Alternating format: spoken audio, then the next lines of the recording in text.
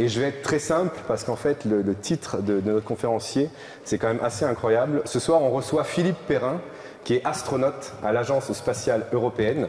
Il va vous donner une conférence, il va vous expliquer ce qu'il a, voilà, son expérience. Et à la fin de la conférence, c'est un peu notre habitude aussi, on prendra quelques questions, mais nous, ce qu'on aime bien, c'est que les échanges se fassent dehors.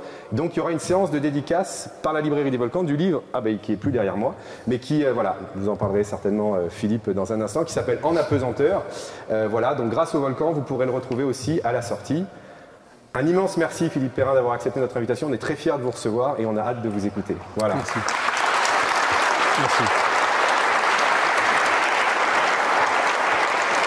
On va passer un moment chaleureux ensemble, comme ça vous irez beaucoup à la buvette, et un moment d'émotion, c'est ce que je voudrais, c'est ce que j'ai essayé de faire dans ce livre. La plupart de vous ne me connaissent pas, c'est tout à fait normal. J'ai pas hanté trop les réseaux et j'ai volé il y a quelques années, en 2002. J'ai l'habitude de dire qu'il fallait construire une maison pour Thomas, et il fallait des gens pour construire la Station spatiale internationale. Et c'est une aventure que j'ai eu la chance de vivre et que je vais vous raconter à travers notamment les sorties extravéhiculaires et le sentiment d'être soi-même un petit vaisseau en orbite autour de la Terre.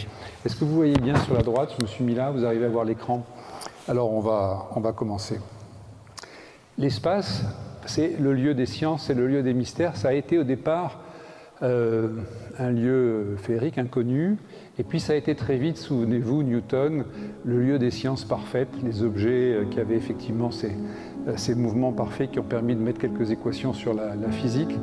Et très vite, l'homme a eu envie d'y aller, donc ça a été et on ne sait pas pourquoi, mais on voit que, en fait, on est dans des systèmes beaucoup plus pessimistes qu'on ne pensait au départ. Alors ça, c'est une des pollutions.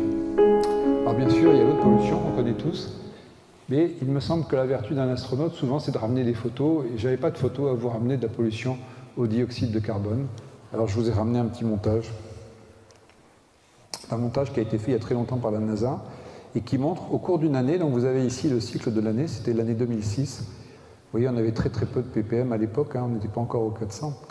Et puis, on est en janvier, et on avance, et donc on est en plein hiver, et vous voyez d'où sont les émissions de CO2, donc en fait des bassins industriels américains, européens et chinois.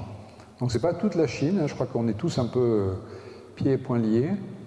Vous avez des feux, notamment en Afrique, mais vous avez cette pollution, et de façon assez étrange, on est au mois de mars maintenant, eh bien ce CO2 va rester captif dans l'hémisphère nord, et on va attendre en fait les phénomènes de photosynthèse au printemps pour absorber ce CO2, si ce n'est que malheureusement, et vous le savez, une partie n'est pas absorbée et va s'accumuler dans l'atmosphère. C'est ce qu'on verra tout à l'heure. Mais je pense que cette photo, cette vidéo, elle est très intéressante parce qu'elle montre l'effet massif du phénomène, c'est-à-dire que ce n'est pas un phénomène imaginaire. Malheureusement, on n'a pas les yeux pour le voir, et c'est pour ça que je voulais vous ramener cette photo.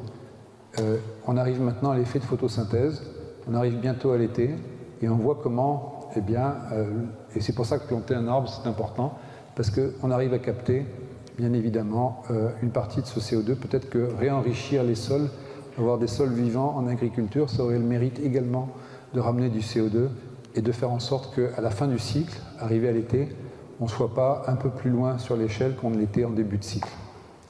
Vous avez des feux qui font du CO, mais enfin, le CO est également un gaz à effet de serre. Voilà le cycle d'une année. C'est une question essentielle, c'est la question. J'ai eu la chance d'avoir des anciens qui m'ont bien coaché. Notamment, je m'étais entraîné en Russie avec la famille Agnuret. Jean-Pierre et Claudie m'avaient vraiment aidé.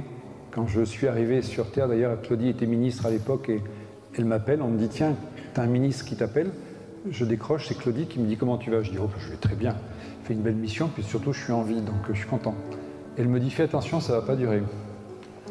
Il y a un baby blues, un space blues, parce qu'effectivement, on a été à l'avant d'une machine formidable, on a été à l'avant d'une pyramide humaine de milliers de personnes qui vous propulsent là-haut. Tout le monde a fait tout pour vous, votre famille, vos enfants, les gens. Vous êtes sous le feu des médias. Et moi, je me suis préparé à ça. Donc, en fait, j'ai fait plusieurs choses. D'abord, j'ai refusé les médias. Là, c'était volontaire. Aujourd'hui, les gens me le reprochent. Ils me disent, mais pourquoi tu as fait ça? Et je dis, parce que j'ai voulu me protéger. J'ai voulu protéger mes enfants. J'ai pas voulu rentrer dans le star system. Bon, en plus, on en parlait moins à l'époque, mais Ça a été volontaire. Je l'explique dans mon livre très souvent parce que j'ai refusé plein d'interviews, etc. Quant à l'idée d'aller vivre sur Mars, de terraformer Mars, ça me paraît complètement fou.